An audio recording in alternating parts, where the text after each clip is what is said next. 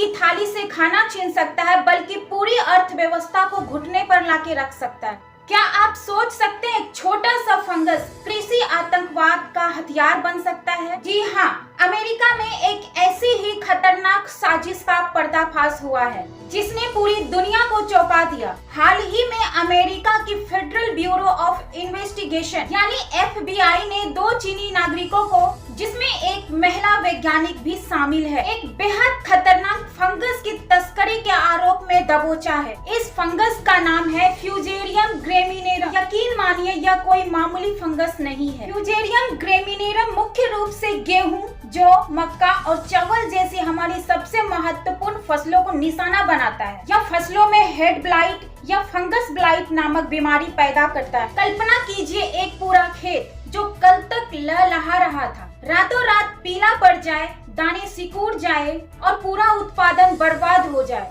यह फंगस ठीक ऐसा ही करता है। वैज्ञानिकों का मानना है कि यह हर साल अरबों डॉलरों की कृषि को नुकसान करता है। सिर्फ आर्थिक ही नहीं, इसका असर हमारी खाद्य सुरक्षा पर पड़ता है। लेकिन खतरा यही खत्म नहीं होता है। यह फंगस कुछ ऐसे टॉक्सिक पैदा करते हैं जो इंसान और जानवरों पर सीधा असर हो सकता है। इससे उल्टी, लीवर डैमेज और प्रजनन प्रणाली पर भी बुरा असर पड़ता है। इस साजिश के पीछे कौन है? FBI ने 33 वर्षीय युनकिंग जियान और 34 वर्षीय जुनयोग लियू को गिरफ्तार किया है। अमेरिका का दावा है कि यह एक बड़ी चीनी साजिश का हिस्सा है जिसका मकसद अमेरिकी कृषि अर्थव्यवस्था और खाद्य सुरक्षा व्यवस्था को कमजोर करना है। क्या यह वाकई कृषि आतंकवाद का प्रयास था?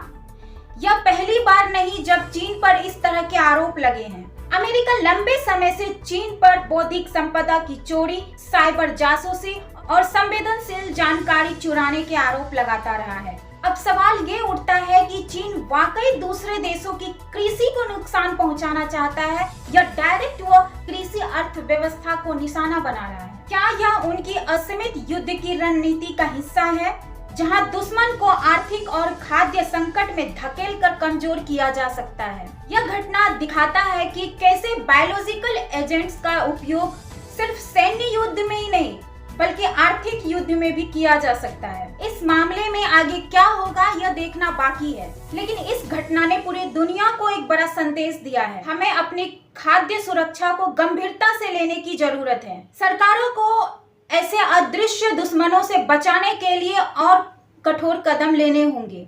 यह सिर्फ अमेरिका का मुद्दा नहीं है, यह पूरी दुनिया की खाद्य सुरक्षा से जुड़ा सवाल है, क्योंकि अगर एक जगह की फसल बर्बाद होती है तो उसका असर ग्लोबल सप्लाई चेन पर पड़ती है। चीन आए दिनों कितनी सारी बीमारियां लेके आता है। पहले कोरोना वायरस था और अब यह फंगस के द्वारा कर रहा है। देखते हैं आगे हमारी सरकार और क्या कदम उठाती है। मिलते हैं अगले वीडियो में। तब तक के लिए अपना ध्यान रखें और जागरूक रहे। जय हिंद।